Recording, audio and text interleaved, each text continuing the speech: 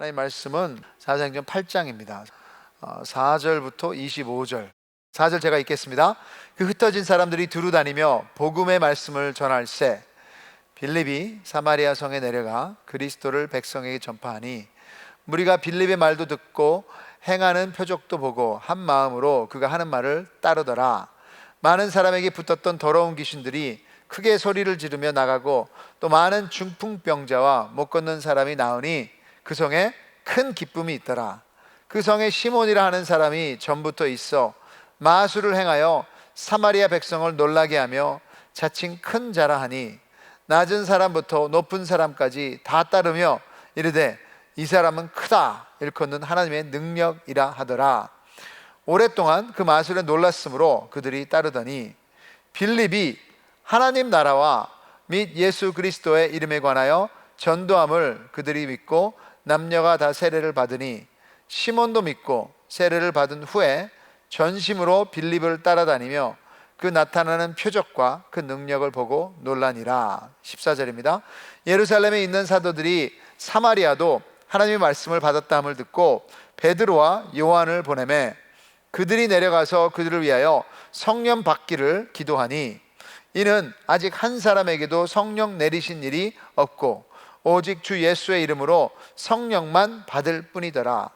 이에 두 사도가 그들에게 안수하며 성령을 받는지라.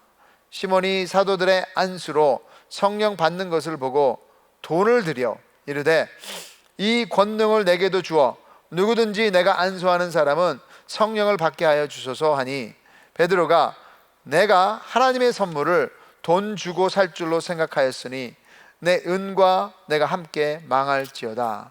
하나님 앞에서 내 마음이 바르지 못하니 이 도에는 내가 관계도 없고 분깃될 것도 없느니라. 그러므로 너의 이 악함을 회개하고 주께 기도하라. 혹 마음에 품은 것을 사하여 주시리라. 내가 보니 너는 악독이 가득하며 불의에 매인 바 되었도다. 시몬이 대답하여 이르되 나를 위하여 주께 기도하여 말한 것이 하나도 내게 임하지 않게 하소서 하니라. 25절이요.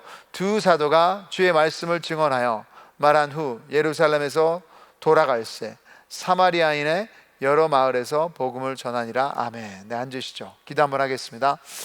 하나님, 우리 많이 부족해서 우리의 마음을 제대로 볼 수 없습니다.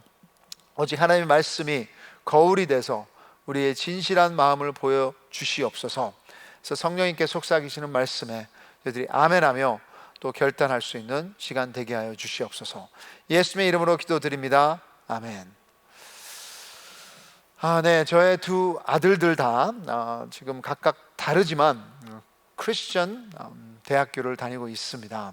그래서 한 명은 지금 기숙사에서 공부하고 있고 한 명은 온라인으로 집에서 공부하고 있는데 뭐 신학을 공부하는 것이 아니기 때문에 여러분 세습은 걱정 안 하셔도 될 것 같아요.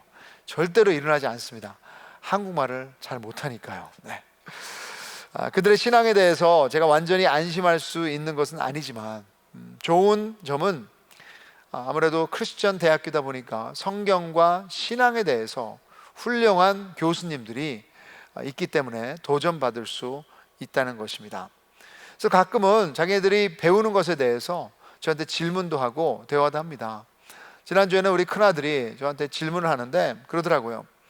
교회 안에서의 사회정의, 이 social justice의 역할은 무엇입니까?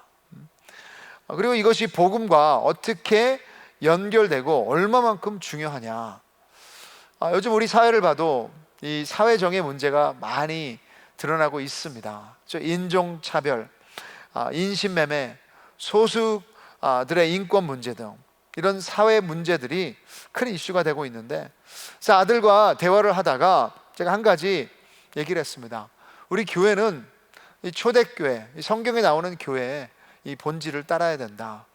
성경에 나오는 교회는 사도 바울이 그렇게 많은 교회를 개척했지만 어떤 사회 문제를 해방시키려고 이 노예들의 문제를 해방시키려고 투쟁한 것은 아니다. 그리고 예수님도 로마 제국이 그들을 또 통치하고 있었지만 그 로마 제국을 무너뜨리려고 2000년 전에 오신 것은 아니다 라고 말을 했습니다. 근데 여러분, 교회는 사회 봉사해야 합니다. 정의를 외쳐야 합니다. 이 코비드-19 가운데도 제가 듣는 좋은 소식은 온유회에서 또 소망에서 당회, 특별히 다양한 다락방에서 어느 때보다도 힘든 홈레스들을 위해서 또 봉사하고 섬기고 있다고 들었습니다. 축복합니다. 멈추지 마십시오. 하지만 사회 정의가 교회의 가장 중요한 임무가 되어버린다면 교회의 특별한 부르심을 잊어버린 것입니다. 디모데전서 3장 15절에 이렇게 쓰여 있습니다. 만일 내가 지체하면 너로 하여금 하나님의 집에서 어떻게 행하여야 할지를 알게 하려 함이니 이 집은 살아계신 하나님의 교회요 진리의 기둥과 터니라. 바울은 지금 디모데에게 교회를 비유를 해주고 있습니다. 그러면서 교회는 하나님의 집이라고 말했습니다. 그래서 분명히 여러분, 우리 ANC 교회 주인은 하나님이신 줄 믿습니다. 그리고 진리의 기둥과 터. 그럼 어떤 진리를 말하는 겁니까? 이건 어떤 사상을 말하는 것이 아니라 이 진리는 사람이에요. 예수 그리스도이십니다. 예수님이 내가 길이요 진리요 생명이니, 교회에 흔들리지 않는 기둥과 버팀목은 예수님이세요. 그분이 복음이십니다. 세상은 계속 변하고 사라지고 있지만 예수님은 영원하십니다. 그분을 통한 구원의 삶이 있기에 그것을 통해서 우리가 사회 정의를 고민하고 봉사하고 사랑하는 것입니다. 생명의 존엄성에 대해서도 말해야 돼요. 인종차별에 대해서도 우리가 반대해야 합니다.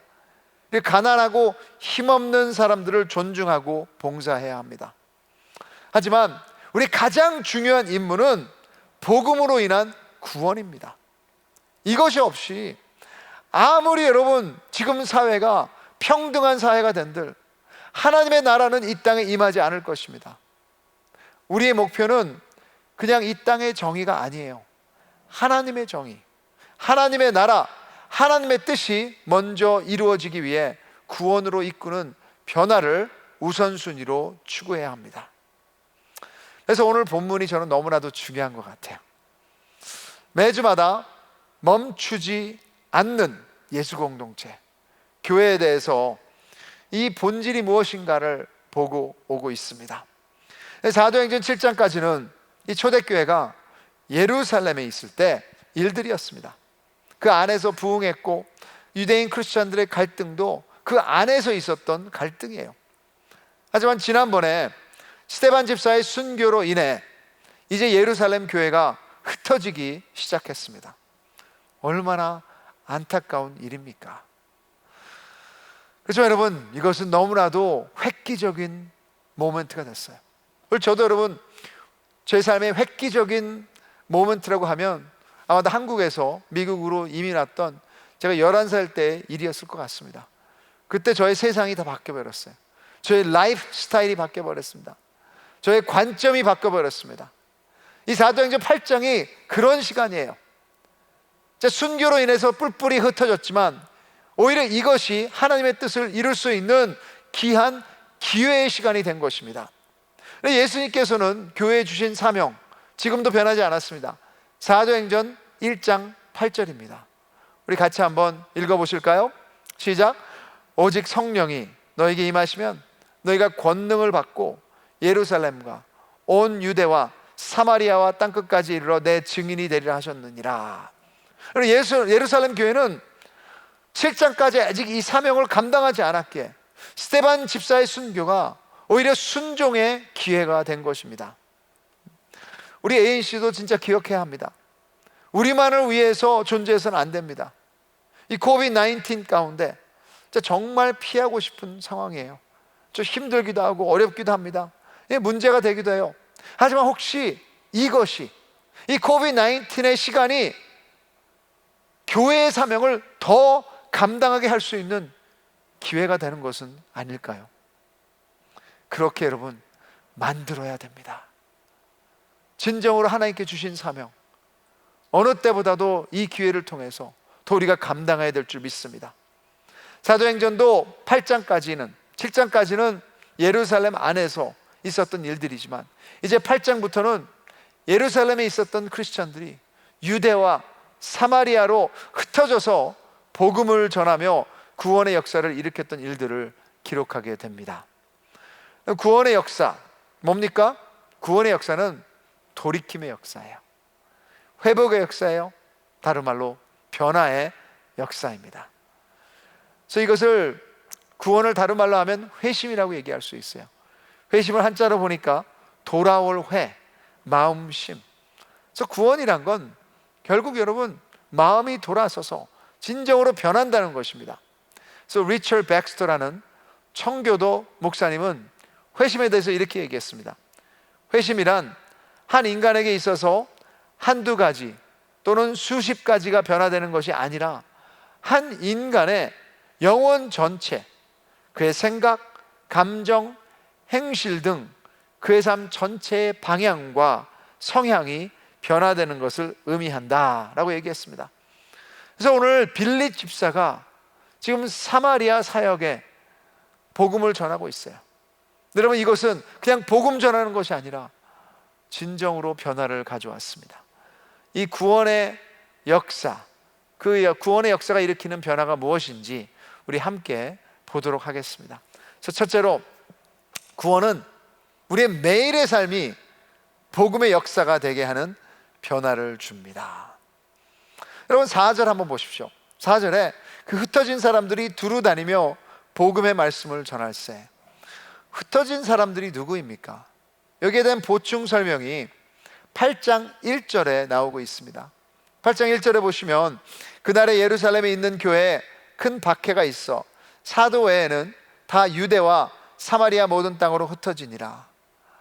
여기 12사도들 아시잖아요. 베드로, 요한, 또 야고보, 이렇게 대단한 12사도들이 예루살렘 교회의 리더십이었어요. 근데 여기서 말하는 것은 하나님께서 그 리더십은 예루살렘에 남겨두고 교인들은 뿔뿔이 예루살렘 바깥으로 흩어졌다고 말하고 있습니다. 오늘로 말하면 우리 목사님들은 교회에 남아있는데 우리 전 교인들이 막 다 뿔뿔이 흩어진 거죠. 많은 경우에 사람들이 오해하는 것은 교회는 목사가 설교를 얼마나 잘하냐, 그것으로 인해 성장하고, 아니면 주일날 사람들이 얼마나 많이 모이는 것이 성공의 기준이다. 아니에요, 여러분. 초대교회의 성장은 주일 설교나 교회의 사이즈에 달려있지 않았습니다. 오히려 복음의 역사는 12사도만이 아니라 모든 성도가 다 함께 하나님께서 주신 복음의 사명을 가지고 어디를 가든지 매일의 삶에서 전할 때 이루어진 역사입니다. 그리고 이런 말이 있죠. Sunday Christian. 그 말은 말이 안 됩니다. 주일날만 크리스천이 될 수가 없어요.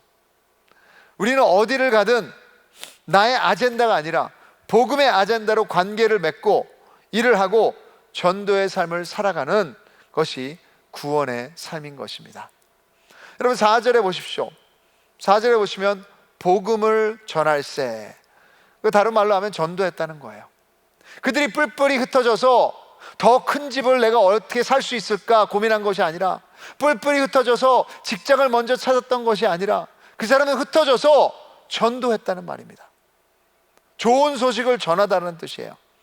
그래서 그리얼이라는 목사님은 전도를 이렇게 정의를 했습니다. 전도, 의도적으로 사는 평범한 크리스천들이 말과 행동으로 그 도시에 기쁨을 가져오는 것. 의도적으로 사는 평범한 크리스천들이 어떤 대단한 리더들이 하는 것이 아니에요. 전도는 하나님 앞에 구원받은 사람들의 그냥 매일의 그 라이프 스타일이 되는 것입니다. 구원받기 전에는 나만을 위해서 존재했습니다. 내가 원하는 것을 갖는 게 중요했습니다. 하지만 우리가 구원의 세계로 들어가면 매일의 목적이 하나님 나라의 아젠다가 되는 것입니다. 이제 진짜 이것은 목적이 이끄는 삶이 되는 거예요. 이 세상에서 말하고 여러분 진짜 실패할 수 있는 그런 목적이 아니라 하나님께서 주신 영원한 목적, 그것은 여러분 사랑의 세계입니다. 그 안에는 기쁨이 존재합니다. 왜냐하면 한 영혼을 터치하는 작업이기 때문입니다. 6절에 보시면 빌립은 그 사마리아 성에 가서 말씀도 전하고 귀신도 쫓아내고, 그리고 중풍병자와 못 걷는 사람들을 기적적으로 낫게 했다고 했습니다. 뭐냐? 복음은 전인적 회복을 위해서 일하는 것입니다. 이것은 빵이 없는 사람들에게 빵을 나눠주는 것입니다. 우울하고 마음이 무너지며 소망이 안 보이는 사람의 아픔을 들어주고 함께 있어주는 것입니다. 도움이 필요한 사람에게 정확한 도움을 주는 것이기도 합니다. 구원의 역사는 주님의 좋은 소식을 알기에, 그 소식을 내가 경험했기에, 그 소식이 진리이기에 이제는 우리의 매일의 삶을 통해서 그것을 전할 때, 보여줄 때 복음의 사건들이 아주 우리 주위에서 팡팡 터지는 그 기쁨이 그 주위에도 있고 우리 안에도 있게 되는 것입니다. 자, 여러분 옆 사람한테 말씀하세요. 매일 구원을 사십시오. 매일, 주일날만 되시면 안 돼요. 매일 하나님께 세우신 그곳이 하나님의 부르심이 있는 자리입니다. 자, 둘째로 구원은 세상을 보는 관점의 변화를 줍니다. 오늘 이야기는 우리들이 지금 듣기에는 그냥 또 하나의 교회의 이야기로 볼 수 있지만 유대인들에게는 아주 충격적인 이야기입니다. 그럼 5절 보십시오. 8장 5절에 빌립이 사마리아 성에 내려가 그리스도를 백성에게 전파하니, 어디로 갔다고요? 사마리아 도시로. 여러분, 좀 설명을 드리면 유대인들에게는 사마리아인은 그 팔레스타인 땅에 있는 다른 지역이 아니에요. 인종이 다른 사람들이 아닙니다. 그 사마리아인은 불결함이에요. 그 자리는 부정 탔다고 생각했습니다. 700년 넘게 서로 간에 증오와 불신이 있었습니다. 그래서 유대인들은 사마리아인 지역 근처를 지나가질 않았어요. 아무리 시간이 더 걸리고 돈이 더 들어도 돌아서 갔습니다. 그뿐만 아니라 그 사람들이 만졌고 그 사람들이 앉은 자리는 절대로 다시 앉지도 않고 만지지도 않았습니다. 그런데 지금 유대인 빌리 집사는 그들과 함께 있는 것만이 아니라 거기서 함께 음식을 먹었을 거고요, 그들과 그 모습 그대로 그들의 지역에서 받아주며 치유하며 축복했던 것입니다. 그럼 이게 화목입니다. 세상의 관점은 평등을 이야기하지만, 정의를 이야기하지만, 또 착한 일, 선행을 말하고 있지만 현실은 그렇지 못해요. 현실은 갈라지고 나눠지는 것입니다. 인종으로 나뉘고요, 가진 자와 없는 자가 나눠지고요, 지식과 배경으로 나뉘고요, 또는 재능에 의해서 나눠지기도 합니다. 그래서 결국에는 내 마음에 드는 사람, 아니면 내 마음에 들지 않는 사람으로 나뉘어집니다. 하지만 구원은 우리를 새로운 관점으로 보게 하는 거예요. 갈라디아서 3장 28절에 같이 한번 읽겠습니다. 시작. 너희는 유대인이나 헬라인이나 종이나 자유인이나 남자나 여자나 다 그리스도 예수 안에서 하나이니라. 우리 인종보다 더, 우리의 정치적 개념보다 더, 우리의 지위보다 먼저인 것은 그리스도 안에 있는 새로운 정체성이라는 것입니다. 그 안에서 그리스도가 우리를 받아주시고 축복하셨기에 이제 우리의 관점도 바뀐 거예요. 사람들이 말하는 그 관점이 아니라 인간의 장벽을 넘어서서 우리는 화목하며 사랑할 수 있게 되는 거예요. 이번 선거에서 참으로 안타까운 결과는 나눔입니다. 세상은 다 내 편이 아니면 다 틀렸다고 말해요. 하지만 크리스천의 여러분, 내 편, 너 편, 네 편, 그것이 아니라 하나님 편이 중요한 거예요. 우리 하나님 편입니까? 우리의 정체성은 하나님의 자녀이고 천국 시민입니다. 복음은 장벽을 넘어서 사랑하게 만들어요. 그래서 우리의 원수까지도 용서하게 만드는 것입니다. 우리는 구원을 받았기에 하나님 나라의 관점으로, 이제는 나누는 것이 아니라, 더 차별하는 것이 아니라, 누가 나를 잘 따라오냐 그것을 고민하는 것이 아니라 세상에서 세워놓은 장벽을 넘어서는 우리 ANC 여러분 되기를 주의 이름으로 축원합니다. 자, 세 번째, 구원은 우리 중심의 변화를 가져옵니다. 우리 안에 있는 core loves, 그런 사마리아 전도 여행 때 큰 해프닝 중에 하나는 이 시몬이라는 마술사의 이야기입니다. 어떻게 말하면 그 지역에서 유명한 점술가라고 말할 수 있습니다. 근데 복음을 접하고 많은 사람들이 또 예수님 믿고 세례를 받으니까 자기 시몬도 덩달아서 세례를 받고 이제는 빌립 집사를 따라다니면서 빌립 집사가 하는 기적을 보면서 놀랐다고 8장 13절이 말하고 있습니다. 그리고 예루살렘에서 사도들이 대표로 베드로와 요한을 보내서 그들의 기도를 받으면서 성령이 임했을 때 시몬이 그것을 봤어요. 그 다음에 어떻게 했습니까? 돈을 주면서 그 성령의 권능을 살려고 했습니다. 여기에서 나온 말이 시모니즘이란 말입니다. 시모니즘은 성직의 직분이나 은사를 돈이나 어떤 종류의 혜택을 약속하고 거래하는 행위를 말하는데, 저도 목사로서 참 이것을 생각했을 때 조심해야 된다고 생각했습니다. 제가 교회의 직분이나 은사를 내 이득이나 욕심을 위해 이용하려고 한다면 이건 시몬처럼 아주 큰 잘못을 범하는 것입니다. 시몬은 구원을 제대로 몰랐습니다. 여러분 잘 들으십시오. 예수님 따른다고 다 예수님 제자가 아니에요. 시몬도 세례를 받았습니다. 믿는다고 말했습니다. 하지만 진정한 믿음이라고 말할 수가 없습니다. 왜냐하면 그의 중심이 바뀌지 않아서 하나님으로 향하지 않았기 때문이에요. 그리고 17절부터 20절에 설명이 나와 있습니다. 이렇게 나와 있습니다. 이에 두 사도가 그들에게 안수하며 성령을 받는지라.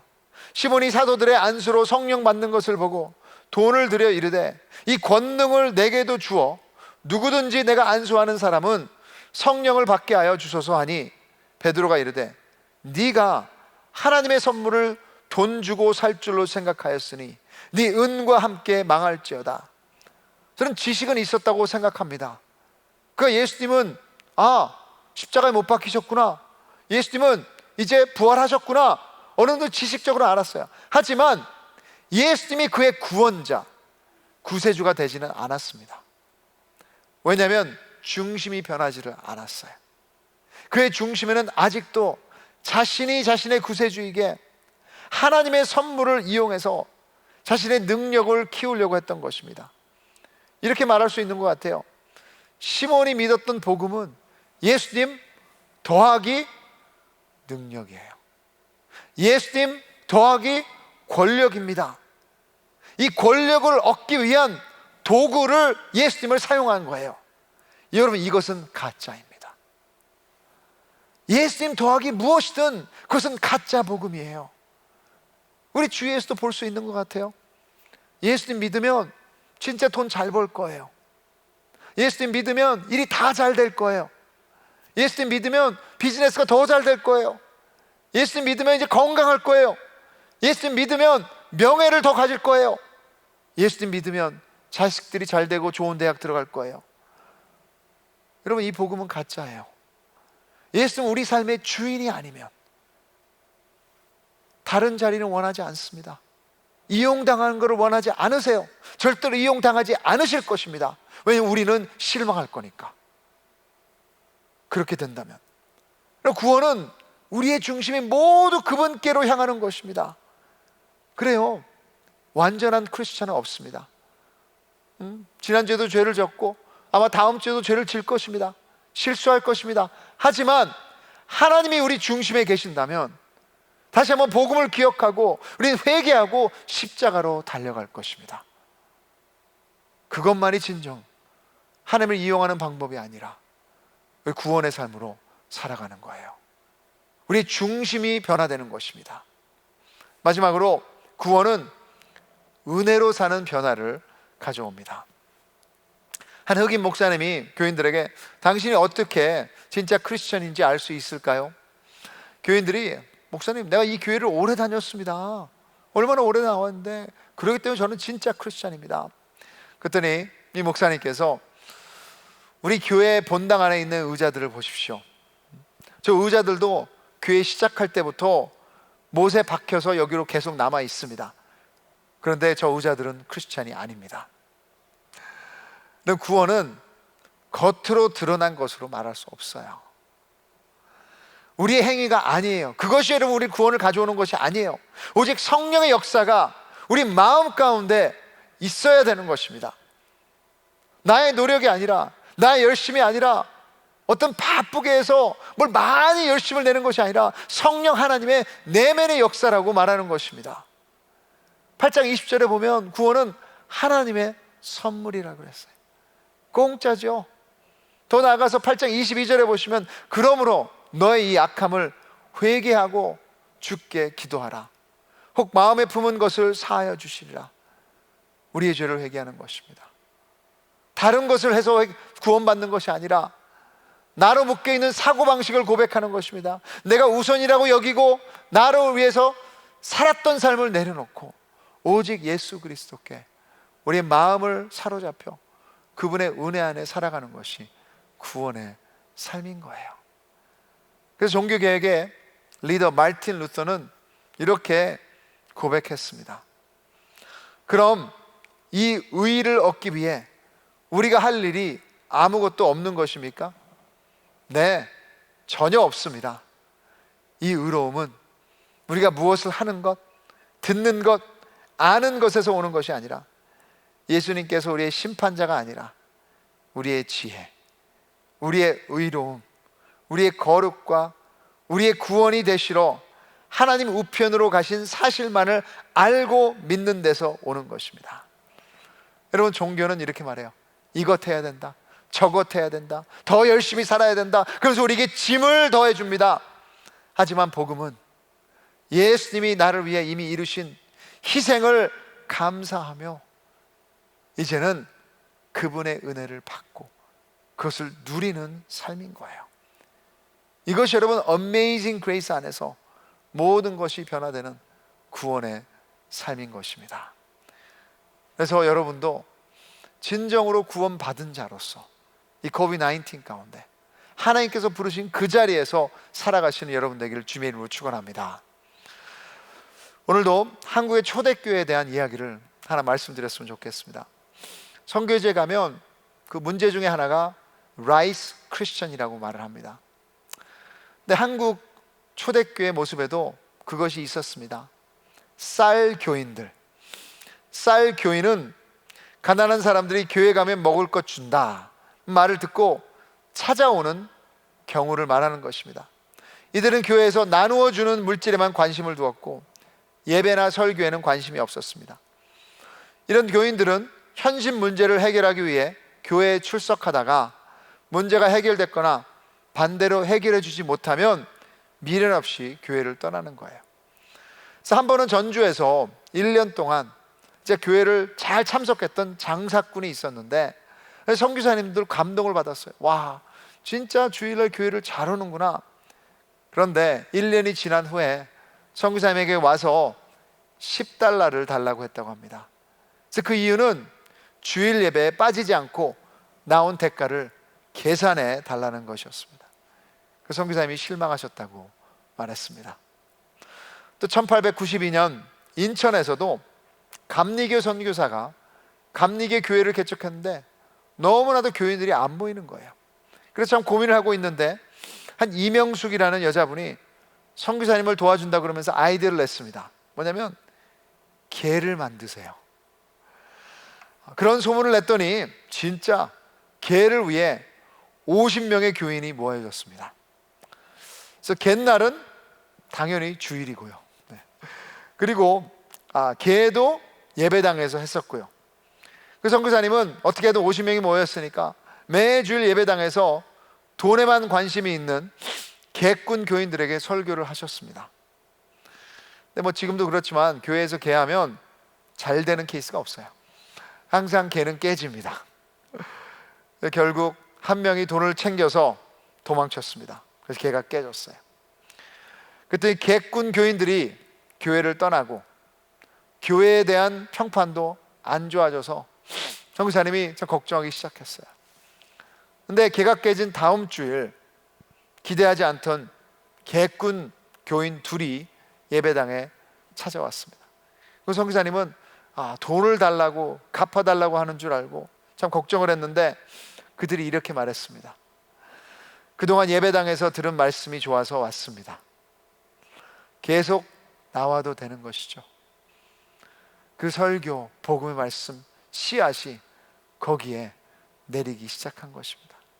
그래서 이 두 분이 저기 보이시는 인천 내리교에 초석이 됐다고 합니다. 결국에는 회개해서 구원받았던 것이죠. 이제 여러분 찬양팀 나올 텐데요, 복음은 멈출 수 없습니다. 여러분은 이 구원받은 자로서 매일 살고 계신 것입니까? 아니면 일주일에 한 번만, 아니면 이틀만 그 구원에 대해서 구원받은 자로서 사시는 것입니까? 우리의 관점은 어떻습니까? 진정으로 세상에 말하는 그 장벽을 그대로 가지고 계신 것입니까? 아니면 그것을 뛰어넘는 새로운 하나님의 관점이 있으신 것입니까? 그리고 오늘 우리의 중심은 어디로 향하고 있습니까? 혹시라도 저는 이렇게 말하고 싶습니다. 라이스 크리스천이 이제껏 예수님과 하나님과 교회를 이용하면서 오셨던 분이 있다면 괜찮아요. 오늘 이 자리에서 회개하십시오. 회개하신다면 진정으로 하나님께서는 오늘 우리를 은혜를 부어주시며 새로운 생명 가운데 인도하실 줄 믿습니다. 이렇게 귀한 구원의 삶을 위해서 주님께서 목숨을 주셨는데 이제는 이 은혜를 붙잡으시고 날마다 이 은혜를 나누시는 우리 ANC 될 때 세상에 줄 수 없는 기쁨이 우리 가운데 임할 것입니다.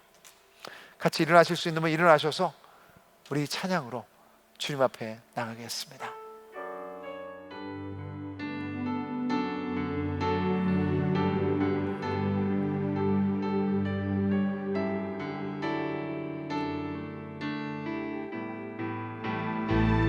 오직 예수 다른 이름은 없네. 주 이름만 우리에게 주셨네. 오직